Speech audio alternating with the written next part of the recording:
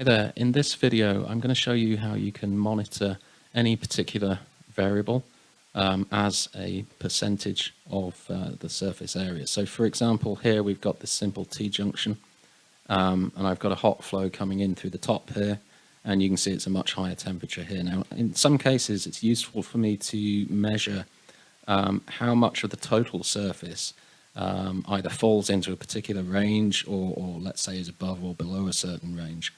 So in this case, let's say I'm interested in saying, okay, how much of the total surface area is above a certain temperature, and I want to monitor that. So that's what I'm going to show you how to do. The first thing that we'll do then is to create an ISO clip surface, and you can do that from the domain tab here. You can see the surface button, or equally you've got it in results over on the other side. Okay, so I'm going to go to create surface ISO clip.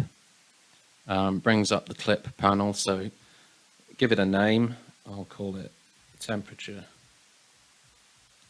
clip and choose your field variable. So I'm just going to choose temperature, static temperature, and then I'm going to pick the surface that I want to clip. So this surface called solid represents the wall of this T-junction here. Now if I click compute, you can see it's got the minimum and the maximum. Obviously, ordinarily you would do this before you've run the case, but it doesn't matter. All you have to do is put in the values there that you want to clip to. So let's say, for example, I'm interested in how much of that surface is between 35 degrees and 55 degrees. Okay, and if I click create, that's created my clip surface there. So we can just have a look at that. If we go into mesh here, you can see I've got it listed there. So you can see the lighter gray region here. This is where the temperature is within that range. So what we want to do is work out the area of that and then just simply divide it with the area of the total. And we're going to do that using expressions. Okay, so let's just redisplay. You can go over to the outline view and create these expressions. If I just click on report definitions, select new, and you can choose expression right there. That brings up the expression report definition dialog box. So again, just give it a name.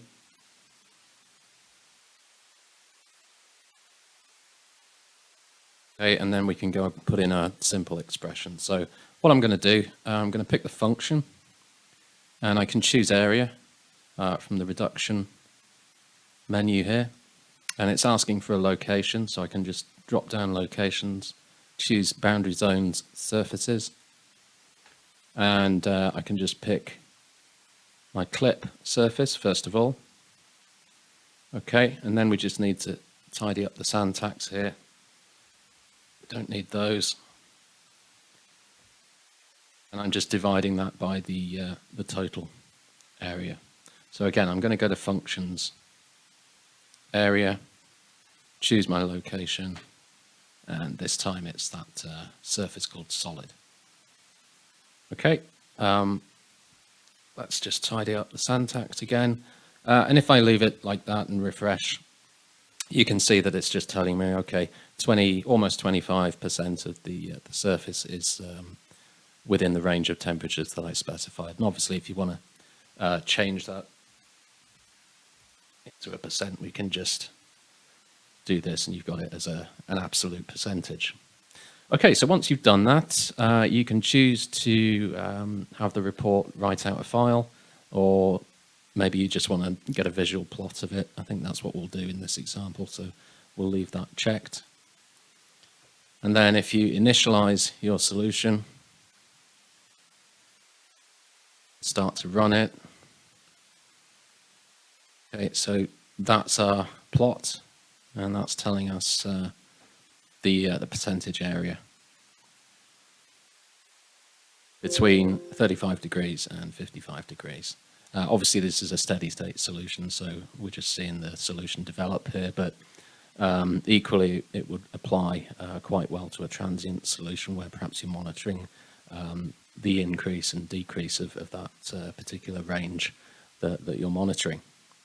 So that's just a quick video showing you how to monitor a variable as a percentage of a surface area.